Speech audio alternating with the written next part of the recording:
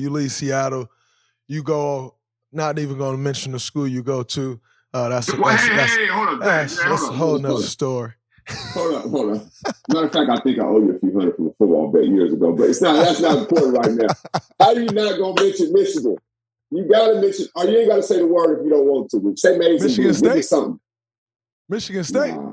See, I got love for Big Homie Mateen. When I see Mateen and Mo Pete and the Flintstones, I acknowledge that. You ain't going to acknowledge the fab and what we got as I got so much love for you and so much love for Jalen and C. Webb. There you go. Manny Harris, Deshaun Sims, the list goes on and on. There's nothing but love for you guys.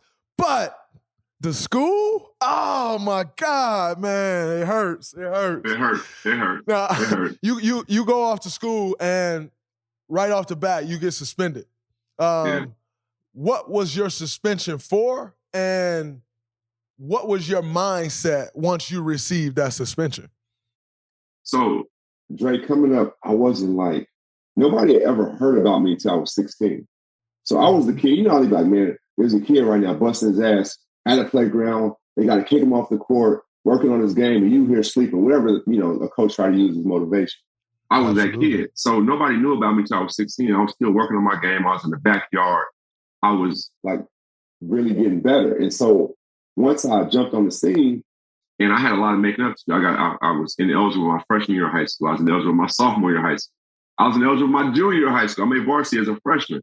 Doing the wrong things, being with the wrong, crowd and all that. But as fate would have it, I started getting help when I moved back to Seattle from LA. And that was with tutors, with clothes. Like, we don't come for nothing. But the help I was getting wasn't from like a booster. It wasn't from alumni. It wasn't from the AAU coach. I wasn't even on the scene like that.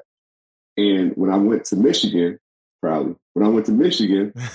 they said I broke a law of amateurism. And I had never even heard of that. I'm like, well, hold on. This guy doesn't fit into any one of those modes. He wasn't just giving me money saying, here, go flash and do what you want to do. Like, this is stuff that's helping me be a productive young man. And so I got suspended. They actually dug into that, saw I did nothing wrong, and I got reinstated. But at that point, I put my name in the draft. When I put my name in the draft, honestly, I wasn't even putting it in to leave. I just wanted to go through the process. I thought I would leave the next year. Like, let me just go through it and see what I'm going to be up against. At that time at camp, dudes were still playing. Like, the top dudes were still playing. So I went there and killed camp. And that's when my name went from second round and not being drafted to now I'm a lottery pick in 2 days. In 2 days, right? And so from there, it was so cold. I was on such like a roll that they was like, look, teams like, you ain't even got to work out when you come here. Just come talk to us. I'm like, yeah. Joe D in Detroit. He was the one I went and saw. Mark Cuban in Dallas. Like, I was going different places. And they were just saying, look, just talk to us and we'll see what happens. But yeah, that's what happened. Like, it was a dude that had nothing to do with basketball. To this day, he has nothing to do with basketball. And they kicked me out for that. That's incredible, man. And now, you look at, the landscape. These kids getting rich nowadays, which I absolutely love. Like, you got guys literally going back to school making $2 and $3 million, which I think is incredible. Yeah. But what do you actually think of the NIL? Because, as good as it is for a kid to go make $2-3 million and still be in college, there are some downsides of it as well. And I don't mean downsides as far as like kids having money and they can't manage it. People have money and can't manage it every day. So don't give me they're in trouble because they can't manage money. That's bullshit. But, where you can't really go for the A-list type companies because the school has a deal with them and those different things. What do you make of the NIL nowadays, especially as someone who essentially, you didn't even get knocked for you selling your likeness, but yet someone that got knocked and faced the NCAA in a different way than most do.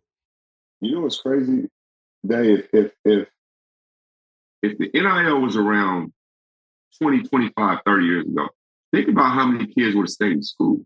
Think about how much more money the NCAA would have made, because now you're removing the pressure of this kid. Like, damn, I got to help provide for my family.